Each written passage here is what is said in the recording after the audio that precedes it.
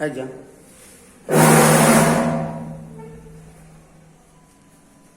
आज मैं आप लोगों के समक्ष कक्षा 7 हिंदी का अध्याय 2 दादी की घड़ी कुछ शेष भाग जो बचा हुआ था लेके आ रहा हूं। सभी से अनुरोध है कि इस वीडियो को लाइक, शेयर और सब्सक्राइब करें, जिससे हमें ये वीडियो बनाने का उत्साह मिले। तो हम आपने पढ़ा था दादी की घड़ी में कि दीपू के पास कोई अलार्म नहीं था, घर में एक ही अलार्म था। तो वो कहीं दीदी ले लेते थे, कहीं दादा ले लेते थे। अब दीपू के पास कुछ नहीं, वो दादी के पास गया तो कहता है कि मेरे लिए कोई अलार्म नहीं है। तो जिससे दादी ने उसको समझाते हुए कहा कि रात भर उसे अलार्म के सपने आते रहे। उसने अपनी सारी किताबें तकिए के नीचे रख ली थी, टेबल लैंप लगाने की भी सोच रहा था, पर डर के मारे चुप पड़ गया। वह 5 का अलार्म लगवाकर सोया था, पर सुबह उठा तो धूप तेज रोज की तरह कमरे में फैल चुकी थी।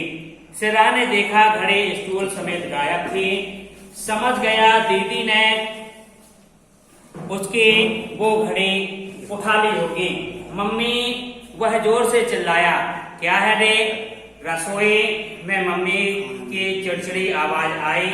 सुबह सुबह अपने पास फालतू वक्त नहीं है, ऐसा मम्मी बोलती है। तो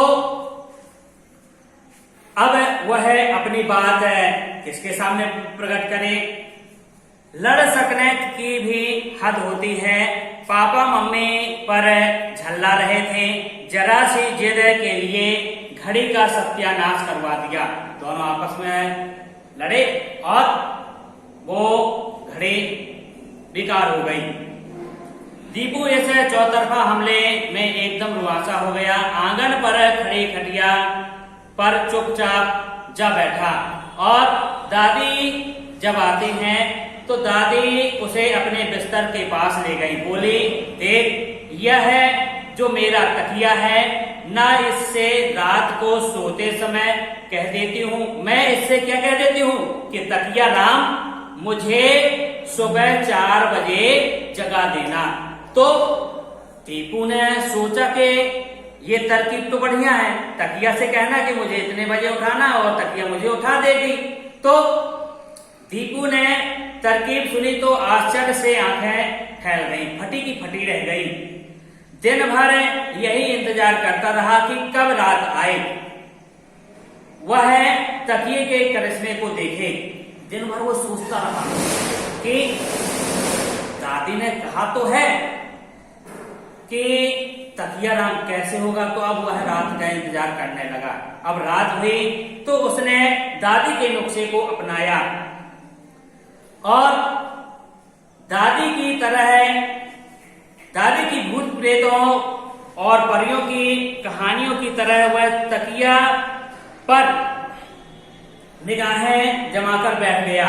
एक शनिवार को उसे फिर घड़ी की जरूरत महसूस हुई, पर इस बार उसने जिद नहीं की, वरन दादी से कहा, दादी सुबह मुझे 5 बजे जगा दोगी? कल ना बाबा, कल तो इतवार है, कल क्या करना है? तो कल कहाँ तीर मारने जाना है?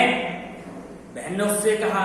तो भैया के और बहन के ऐसे प्रश्न से उसे बड़ा गुस्सा आया। हमेशा की तरह मम्मी ने ही उन्हीं का पक्ष लिया। अरे कल उसकी ट्रिप जा रही है।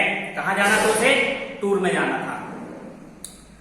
तो दादी ने कहा, दीपू, क्या 5-4 बजे ही जगा दोगी? पता नहीं बूढ़े लोग इतने सवेरे से क्यों उठ बैठते हैं। कहती हुई दादी अपनी रजाई में टुक गई यानी कि वो रजाई के अंदर हो गई। दादी घर पर थी नहीं। 12 बजे से पहले उनके कीर्तन से लौटने की आशा भी नहीं थी। हताश होकर दीपू ने तकिए का सहारा लिया। क्या? किसका सहारा लिया? तकिए का। क्या कहता है, तकिया भाई मेहरबानी करके कल मुझे जगा ही देना ठीक 5 बजे, और 7 बजे तो मेरी बस भी निकल जाएगी। यदि मुझे 7 बजे जगाओगे तो मेरी बस निकल जाएगी। कैसा आश्चर्य था। सुबह जब उसकी आंखें खुली तो चारों ओर अंधेरा ही था और वह समझ गया कि रात ही है। डर के मारे दम साधे चुपचाप खड़ा रहा। थोड़ी देर बाद दादी के कमरे से रघुपति राघव और राजा राम, दादी उनकी गाया करती थी, रघुपति राघव राजा राम पतित के पावन सीताराम, यह आवाज उसने सुनी और वह दौड़कर दादी के कमरे में पहुंच गया और वह तैयार होता है और अपने ट्रिप में जाने के लिए आगे निकलता है। और यह अनोखी घड़ी का राज पाकर दीपू बहुत खुश हुआ। यदि मेरा यह वीडियो आपको पसंद आया हो तो लाइक करिए, शेयर करिए, सब्सक्राइब करिए। जय हिंद, जय भारत।